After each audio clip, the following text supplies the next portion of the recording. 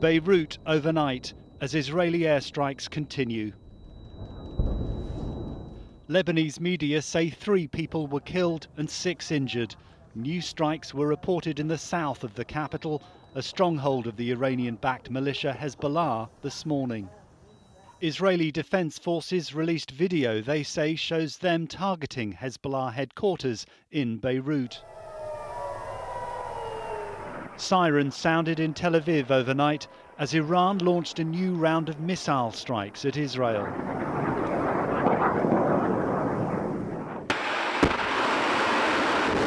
Iran claimed to have launched ballistic missiles with 1-ton explosive warheads at Tel Aviv at dawn.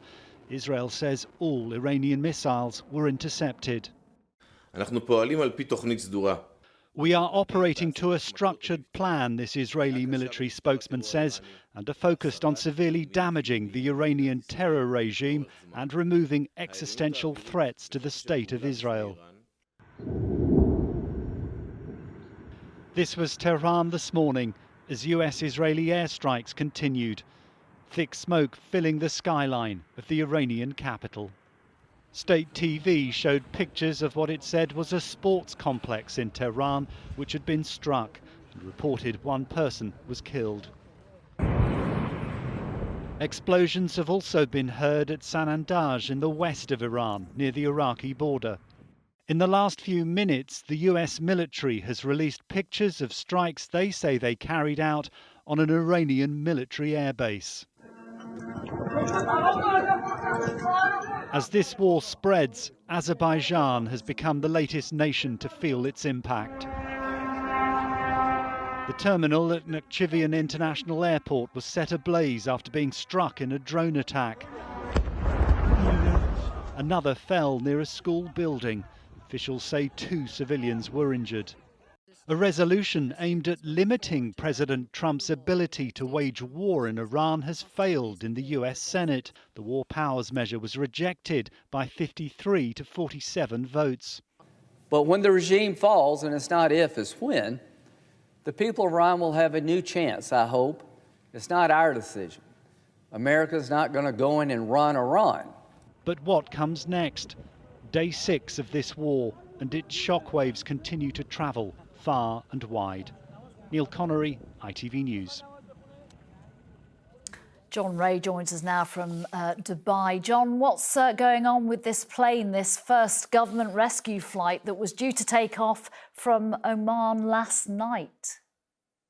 Well, there is an almost total information blackout from the Foreign Office about this plane, Nina, other than to say there's an unspecified technical problem with it. What it means, though, is that for several hundred British nationals already judged amongst the most vulnerable people trapped here, they've endured a very frustrating several hours on top of the very anxious, anxiety-inducing days they've spent here. Last night, they were put on the plane, then they were taken off the plane, eventually taken back to a hotel. It was all very shambolic, one passenger has said. Now, that plane was due to take off again about an hour and a half ago. As far as we can tell at the moment, it is still on the ground.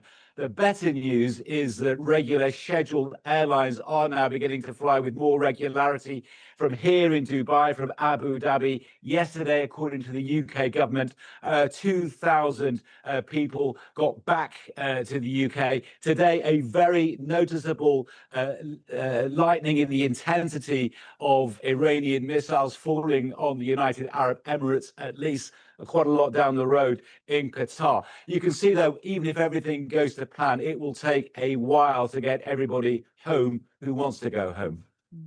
John Ray, thank you very much. Thank you. An armed Kurdish fighting force backed by the US and Israel operating along the Iraq-Iran border could be the next key players in the conflict. Our international editor, Emma Murphy, is in Erbil in Iraq this lunchtime. Emma, there's talk of a ground operation. What more do you know?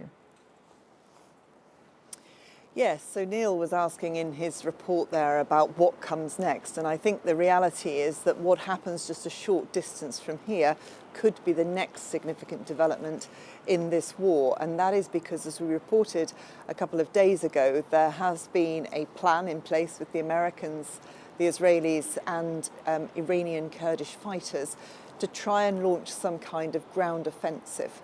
And we understand that they have been being supplied with weaponry, with also intelligence and also Starlinks, actually, to try and help them build up their own contacts over the past months. And now they are ready to put that plan into place.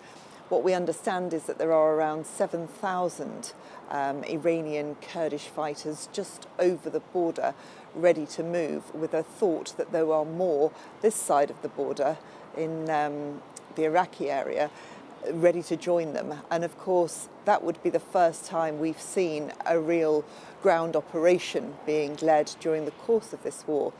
It would be in the west of Iran, and it is likely to have limited success because of what they will potentially face coming back from the Iranian security forces. But over the past days, we have seen increased strikes on the security apparatus in the west of Iran by the Americans, because what they're trying to do is basically break down the military and security setup there, so that these armed fighters would have a best chance of moving forward.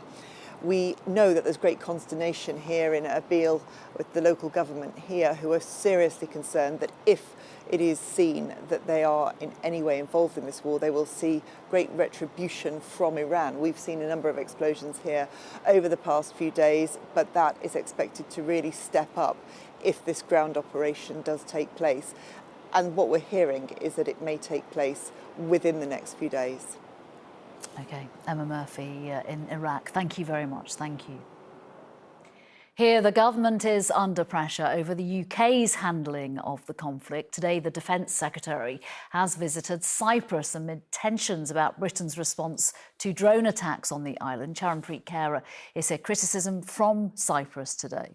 That's right, Nina. Criticism from Cyprus about the UK government's response to drone attacks at the RAF base on Akrotiri. Now, the strikes happened overnight on Sunday. The drone that got through and hit the British RAF base only caused minor damage and no injuries. Officials also say that it wasn't launched by Iran, but it has raised concerns on the island as tensions continue to escalate across the Middle East.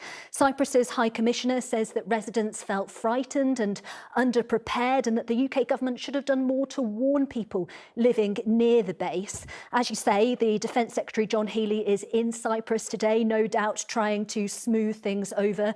He says that the UK's long-standing partnership with Cyprus remains strong and that Britain is strengthening its defences in the region. Now, that reflects the government's wider strategy here, boosting defence capabilities in the Middle East and the Eastern Mediterranean while avoiding any direct involvement in this conflict. Since Saturday morning, multiple F-35s and Typhoons have been operating on a defensive mission to identify and shoot down cruise missiles and drones, not just in the Middle East, but in the Eastern Mediterranean. Wildcat helicopters with anti-drone capabilities will be in the Eastern Mediterranean this week. Well, ministers insist that the UK is taking a pragmatic, level-headed approach, but critics say that we look slow-footed and overly cautious, particularly when there's been a direct hit on a British RAF base. We are expecting further updates from the Prime Minister this afternoon, both on that evacuation of British nationals from the region and further military deployments. OK, Charanpreet Kaur, thank you very much. Thank you.